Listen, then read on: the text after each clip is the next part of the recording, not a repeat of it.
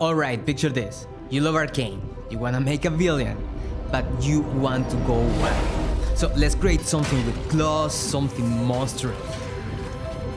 Do you have a subject in mind? Someone just volunteered. Now, if you're an Arcane fan, you already know Warwick isn't just a werewolf. He's a lab experiment gone horribly wrong. This guy is pure rage, powered by Shimmer, and stitched together like Victor's worst nightmare. And that's exactly what makes him the perfect creature to recreate in 3D. So today, I'm taking you from a sphere to beast, from a blob in ZBrush to a fully textured animated model in Unreal Engine. And trust me, it's gonna be a hell of a ride. So grab your coffee, take your pen, and let's dive in.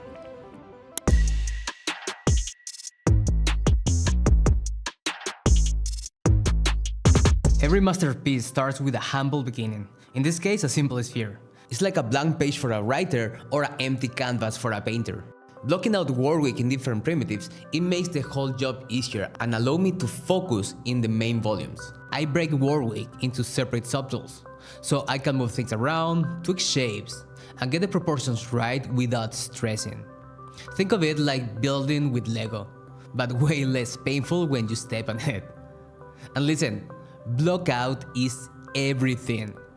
If you rush this part, no amount of detail later will save the sculpt.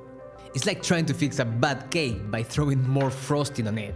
Ain't going to work. So take your time. Make sure the big shapes are solid before moving on. Now for the hair, I cheated a little. I used my custom hair 2.0 IMM brush, which you can grab for free from my Gumroad. Just slap it on, move it around, and tweak it. It's super easy and fully customizable. At this stage, I'm done with the blockout, so it's time to dynamesh everything and work from a single subtool. For the hard surface part, so I keep it simple, start with a cube or a plane. Then use the C-Modeler brush to extrude, add loops, and refine. It's all about control, making sure the high poly version stays smooth and crisp. No one likes a wobbly armor. I try to stay as close to the Arcane design as possible, but I know the real magic will happen later on in texturing, so I don't try to go too crazy with micro details just yet. If you want to see the full sculpting process from start to finish, I got a separate video breaking everything. Check it out on my YouTube channel or just hit the link on the screen. And once everything is looking solid, I export both the low poly and the high poly versions separately to Marmoset for the baking. By the way, if you ever wonder what I use to record my screen, I use Camtasia for this. It's super easy. Just pick up your input sources, screen, webcam, mic or system sound, and click record, no extra hassle. And the best part? Up to 4K resolution, so every detail is crystal clear. Plus, it's not just recording, it's got a built-in editor to cut, tweak and polish everything before I upload. If you want to record and edit effortlessly, check out Camtasia. You get the promo link in the description. For the UVs, I split Warwick into two separate UV sets, one for the body and another one for the armor. Also, in combination with Rizom, I like to use Auto Hotpie to speed up my workflow. Not only allow you to set up shortcuts, but also makes the navigation way easier. And honestly, Rizom is a game changer. It helps to keep the texel density consistent. And the packing tool is just super efficient, so no wasted space. With everything laid out, I'm ready to move into baking. For the baking, I'm using Marmoset, because it's way more efficient than Substance Painter. Plus you get customizable baking cages, which makes a huge difference. I also find the ambient occlusion and the normal maps came out way cleaner, and the baking speed is super fast. By the way, I created this separate video here where I go through all my entire Marmoset baking process in details. You can access it by becoming a member of this channel, plus you get access to exclusive content and my private Discord. Alright, so it's time to texture Warwick. First, I gotta set out the Marmoset bakes inside Substance Painter. Good bakes are the foundation of everything. Without them, your textures are going to look like a blurry mess, and Warwick deserves better than that. I started by reusing my Arcane shader from Jinx and tweaking it for Warwick.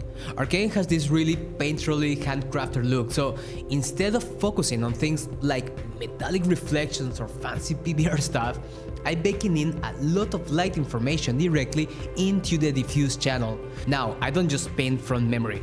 I use Quadro to have my reference images on the screen. Observation is key, especially when you are dealing with a character like Warwick, because his design is packed with storytelling. So let's talk about that. Warwick in Arcane is heavily hinted to be Vander, the father figure to V and Powder, aka Jinx.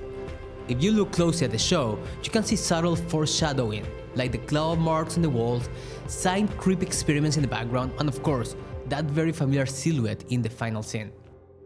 Knowing this makes texturing way more fun because I'm not just painting a random wolf monster, I'm painting a tortured, broken past. The scars, the grime, the glowing veins, they all tell a story. This helps keep the hand-painted, almost anime style feel that Arcane absolutely nails. For the fur and skin, I grabbed the knife brush and started free painting. This part is tricky because Warwick has to look both organic and unnatural at the same time. He's not just a wolf, he's a failed experiment, a monster that shouldn't exist. It took several iterations to find the right balance, but once the color calibration started to feel right, he finally started to look like himself. And this is where things get really fun. Unlike UV mapping, texturing is all about art, so I blasted some loud music, got into the sun, and just started painting. Warwick is a brutal feral beast, so I made sure to emphasize claw marks, scars, and rough and blended textures. He's not clean, not polished, he's battle-worn and stitched together by science and pain. To keep my workflow non-destructive, I added a ton of layers. This way, if I needed to tweak colors, add more contrast, or change the lighting baked into the diffuse, I could do it without starting over. Now let's talk about the armor. Warwick doesn't have a full suit armor, but he does have hard surface elements, especially on his claws and certain mechanical parts. For this, I went with the smart materials, because why make life harder, right? These presses were fantastic for this kind of job, and once I have a good base, I hand-painted extra details to give it that customized imperfect look. And finally the clothes. Yeah, he's not exactly rocking a fashion statement, but he's got some fabric elements and I used another smart material to get a solid base. Then I added wear and tear effects using a mix of smart mask and hand-painted details. The idea was to subtly hint at his violent backstory. Maybe these were scraps from his past life before Sin turned him into this. At this point, Warwick is fully textured, battle-worn, and ready to terrorize Sun. The whole process was a blend of artistic freedom and technical precision, and I think I found a great balance between staying true to the Arcane style while adding my own handcrafted touch. Now, with the textures done, it's time to bring him to life in Unreal Engine. Alright, let's go. The biggest advantage of using Unreal Engine for a project like this is real-time rendering. No waiting around for hours to see how something looks. Just tweak, adjust, and get instant feedback. That's a huge for a character like Warwick because his look is heavily based on lighting and shading. Alright, so let's talk about the setup. I kept the master material simple and efficient, just 3 inputs: diffuse, normal, and immersive. For the diffuse, I added a contrast multiplier, so I can tweak the final look without needing to go back into Substance Painter. Arcane art style is all about painted details rather than complex shaders, so this step is very crucial. For normals, I didn't want to go crazy. I combined my Substance Painter normal map with a flattened normal node, so I could control the intensity. Since Arcane isn't about hyperrealism, I kept the normals subtle, enough to define form but not overpower the painted textures. For color balance, I actually added a cheat code, Jinx. As you already know, I already created Jinx in this other video, so I already had it in place. I use her as my reference to make sure that Warwick's colors match the Arcane world. After all, if Warwick really is Vander, it makes sense for him to blend naturally into the same environment. And finally, emissive. I created a contrast adjustable emissive input so I can boost Warwick glow if needed. Since Arcane plays a lot with dramatic lighting, this helps sell the glowing, chemical enhanced monster look, something straight out of Sync's lab. Alright, so let's talk about Fur, because Warwick without Fur is just a very angry, shirtless guy. Since I'm already thinking about setting him up for a gameplay or a real-time environment, I'm using hair cards instead of a full hair simulation. This makes Warwick way more optimized, without losing the beastly Arcane look. Step 1. We're going to use XGen core setup. First, I create an XGen core description and start by placing initial guides. These act like blueprints for how the fur will flow. Getting this right is key, because if the guides are wrong, your fur will look like Warwick just walked out of the wind tunnel. Then I add a clamp modifier and set my guides as clamp groups. This gives the fur its natural chunkiness instead of looking like a flat, boring haircut. Step 2. Breaking up clamps.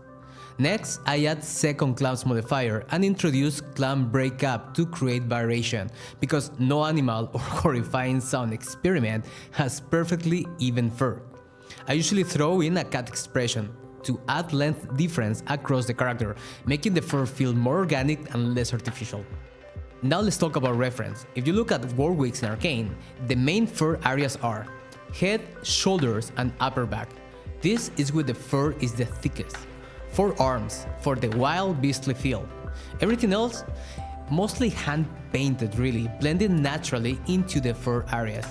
So instead of going a full Chihuahua character, I keep Warwick's fur focused on these regions for a balance between realism and efficiency. Step 4. Converting guides to curves. At this point, I generate a low percentage of hair and convert them into guides. Then turn those guides into curves. These curves will eventually become the hair cards. Step 5. Smart selection with ChatGPT script. Now this part is actually really fun. I actually use ChatGPT to create a Maya script that let me select the guides in an even distribution based on the root position. This is super useful because it helps me to grab the main guides that I'll be converting into haircuts later on. Less manual clicking and more efficient workflow. Let me know in the comments if you want me to share that script with you. Step number 6. GS tools for haircuts. This tool makes the haircut creation ridiculously easy. I select my guides and convert them into curve cards. Then I tweak the profile, either all at once or individually. GS tools gives me a ton of control, and I can adjust length, randomness, width, and even more stuff. It's honestly super satisfying watching Warwick's fur start to keep shape. UVs, the most crucial part. The last and most crucial step is playing with the UVs. GS tools make this way easier. You can shuffle UVs, position, or even draw the UV card placement manually, making sure the hair maps perfectly onto the textures. And that's it. Warwick's fur is now game ready, real-time optimized, and looking like a beast he is. But since we're talking about fur, let me introduce you to one tool I absolutely love for hair texture creation. And this tool is called Fibershop. I wanted a parametric workflow, something that let me adjust and tweak the fur dynamically without repainting everything from scratch. Fibershop works exactly like that.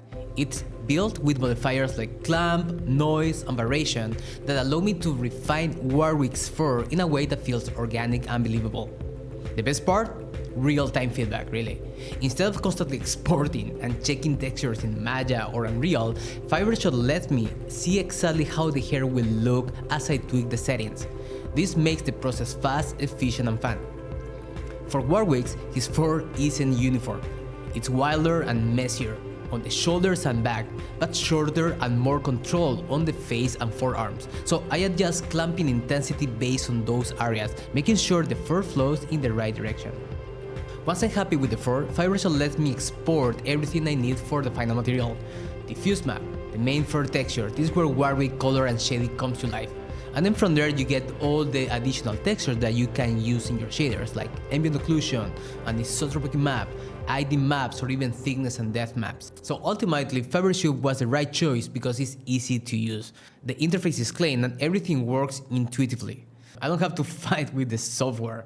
I just focus on making Warwick's fur look as beastly as possible. With these final textures ready, Warwick's fur is complete. And with that, Time to bring him to Unreal Engine again for the final presentation. For the hair, I used the Unreal Hair Shaded model just with a masked texture, and it ended up being very simple, so after testing different setups, I eventually just hooked the diffuse map and played with anisotropy manually. Now let's talk about presentation. So I wanted to pose this guy, or at least animate it. So I used the same AccuRig workflow that I used in this video from Jinx, but let's say things didn't turn as good. So I needed to find a more pro solution for this. Here is where Character Creator comes to place. First, I drag and drop the Warwick FBX file into Character Creator. Set it up as a prop and make sure you say no on the breakup meshes question. I want to keep everything together, especially since Warwick has a mix of organic and hard surface elements. Now, under Modify, I select Create Guides. This makes Character Creator auto-generate rigging guides similar to the what you see in AccuRig, but with way more control. At this point, it's all about placement. I manually position the main joints points: shoulders, elbows, knees, spine, and ankles. The trick here is to think about rotation. Where should Warwick bend? I take my time here because bad placement now equals janky animations later. And of course, Character Creator's navigation is kinda clunky, so I switch the gizmos to work locally, otherwise I'll be fighting the camera more than rigging the character. Once the main guides are in place, it's time to do the same for the fingers. Now, hand rigging is tricky, especially for a character like Warwick, who has large claw fingers. But the most important part, the thumb orientation. If the thumb joint is rotated evenly slightly wrong, the final rig is going to be cursed. So I make sure it's aligned properly before moving on. Once all the guides are set, I hit bind skin, and Character Creator automatically generates the skeleton and the skin weights. This is super fast, which I love, but just because it's automatic doesn't mean it's perfect. So the next step, testing the animations. Under Animation Player Motion, I select an animation and watch Warwick's move. And yeah, some joints are off. The shoulders feel too stiff and the spine isn't quite bending the way I want, which means back to adjustments. Now let's clean up the skin weights. Under Modify Skin Weight, I start painting the vertex influence for each joint. I adjust the brush size and intensity, making sure that the transitions aren't too harsh. And the key? Playing an animation while painting. This way I can see exactly how the mesh deforms in motion. Now, here's something important for Warwick. He has hard surface elements like his metal claws and the back cylinders. This shouldn't deform like soft skin, so I make sure the weights are locked to a single bone. Otherwise, they'll stretch and warp in a ways that will ruin the look. At this point, the skin looks decent, but some of the joints position still feel off, so I go back into Modify AccuRig, tweak the bone position, and bend the skin again. This process takes several iterations, testing different animations, adjusting weights, tweaking joints, and repeating. It's worth it because a good reel equals better animations later on. Now let's talk about what I didn't like. The skin weight interface is rough. It's hard to isolate meshes properly, which makes precise painting frustrating. After several attempts, I got something I was happy with, but this should be smoother really. The spine hierarchy was messy, no idea why, but Character Creator messed up the spine bones in a weird way, so I had to fix it later on in Maya. On the eyes, for some reason I couldn't paint them inside Character Creator, so I have to go all the way to Maya later on to rescue those. So at the end of the entire process, my rig is a mix of Character Creator and Maya. Character Creator gave me a solid base rig, quick and efficient. Maya helped me to refine the spine hierarchy, add some extra bones, and fix the skin weights that Character Creator couldn't handle.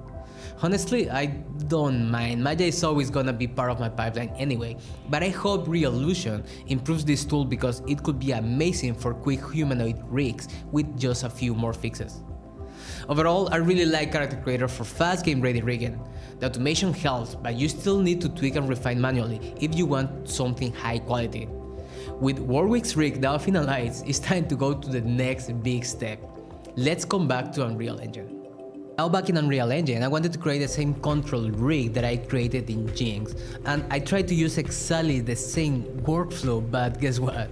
it just didn't work. For some reason, the controls were constantly created in the wrong position and the joints were absolutely off.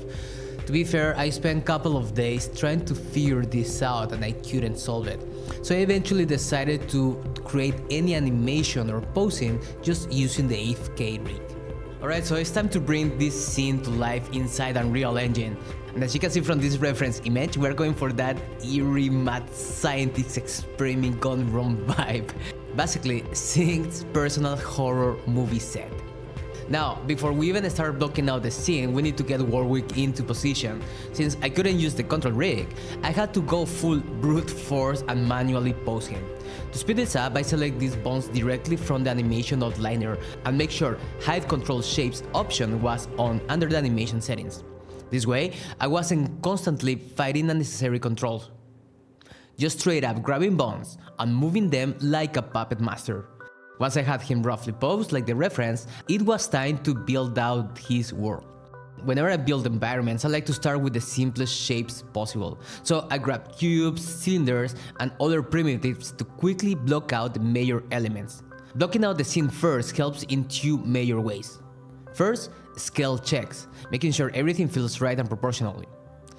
And second, lighting test. Before diving into details, I can start playing with dramatic lighting to see if it captures the mood. And speaking of mood, this shot from Arcane is pure cinematic gold. The contrast, the fog, the hanging chains, it all makes Warwick look like some abomination straight out of a horror movie, and that's exactly the feel that I'm recreating here. Here's a tip when building a cinematic scene: always work towards your camera. I pin a cinematic camera actor to my viewport so I could constantly check what my final composition looks like. In Arcane, this scene is framed perfectly. Scenes in the foreground, Warwick hanging in the shadows, glowing, ominous, and absolutely terrifying. By keeping my camera locked in place, I can adjust everything to make sure it reads well from this one perspective. Okay, now the real fun begins: lighting. Because let's be honest, without those glowing toxic greens, this scene just wouldn't hit the same. There is a cool trick in Unreal to get the cinematic volumetric lighting. You need to activate the developer tools. Go to Settings, Show Developer Tools. A hidden folder will appear. Navigate to Engine Volumetrics Light Beam. Inside you'll find two folders, one for the materials, where you tweak settings, and one for the light beam meshes, which you can place in the scene. I grabbed a light beam mesh, drop it into the scene, and scale it up to match the reference. Then inside the material settings, I tweak the color and opacity to get that perfect Arcane-style toxic green glow.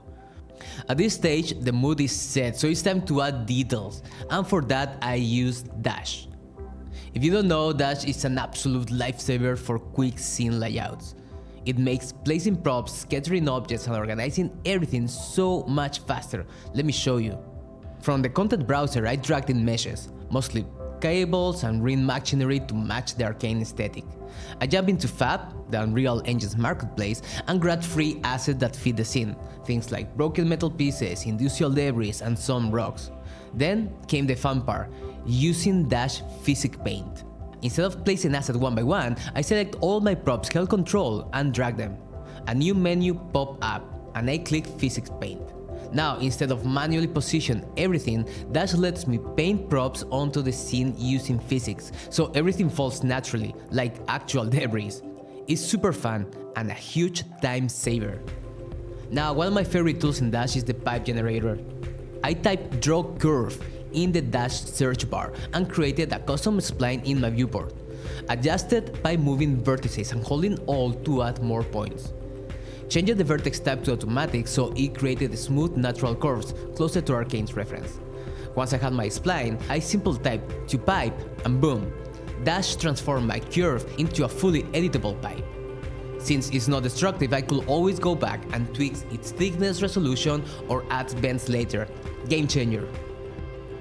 Alright, time to bring Warwick to life. You guys might not know this, but I actually started my career as an animator back in 2010, so I love diving into keyframe animation. And for this scene, I wanted to create a simple but effective animation. The whole idea was to use the sequencer to animate subtle breathing movements and slightly muscle twitches, just to make Warwick feel alive and terrifying. First, I created keyframes in sequencer for the main motion. Then I offset different parts of the body slightly so the movement felt natural and weightless instead of robotic. This whole animation took just a couple of hours, but it adds so much life to the scene. And with that, the scene is done. This entire workflow from brute force posing to final cinematic render was built entirely using Unreal Engine, using just a few tools and a lot of Arcane inspiration. I love how this turned out and I hope you guys do too. Alright, so it's time to wrap this up with one final epic shot. I wanted to create a cinematic still image that wasn't just a neutral pose, but something with action, intensity, and the classic Arcane drama. Warwick isn't just standing around, he's a might rampage. At first I tried to use some of the Real Engine lights, thinking I would get that cinematic look with some dramatic shadows, but yeah, it wasn't working. No matter how I tweaked the intensity, angles, or colors, it just felt flat, not chaotic enough for Warwick. I needed something more dynamic, something that felt like he was in the middle of an action. So I had an idea. In my Jinx animation from the other video, I used a VFX set to enhance her explosions and gunfire. So I figured out, why don't try the same thing here? So I dropped it into my scene, and to my surprise, it wasn't instantly perfect. The lighting from the VFX was already doing the work. Casting the right highlights, adding depth, and creating this chaotic fiery atmosphere that matched Warwick's raw energy. No need for extra lights, the VFX glow and flicker in Firefly did everything. Sometimes less is more. To push it even further, I played with the different Niagara effects, adjusting particle sizes, speeds, and color intensity to fine-tune the look. The cool thing about this is that dynamic lighting from VFX feels more natural. Since the fire effects are animated, getting a clean still shot was actually a challenge. If I took a normal screenshot, I would lose some of that perfect glow or motion blurry in between frames, so I used Unreal Engine high-resolution screenshot feature inside the viewport. This way, I could pause the animation at the perfect moment, captured all the lighting and VFX exactly how I wanted, and get a crisp, high-quality final image. And boom, the final shot was done. Warwick looks like an absolute menace. The lighting is perfectly dramatic and the whole scene feels like a still from an action-packed cinematic. And that's a wrap. The final cinematic still is the perfect way to finish Warwick's journey. From Sculpt to rig to Unreal Engine, everything came together in this one shot. I love how the VFX-driven lighting created something way more immersed than traditional lighting could, and the final screenshot method inside Unreal made sure I captured every detail at the right moment. Hope you guys enjoyed the process. This was one hell of a ride. At this stage you might be asking yourself, yeah, that's very nice, Marlon, but it's a shame you cannot go further than this. Well, let's say I have further plans.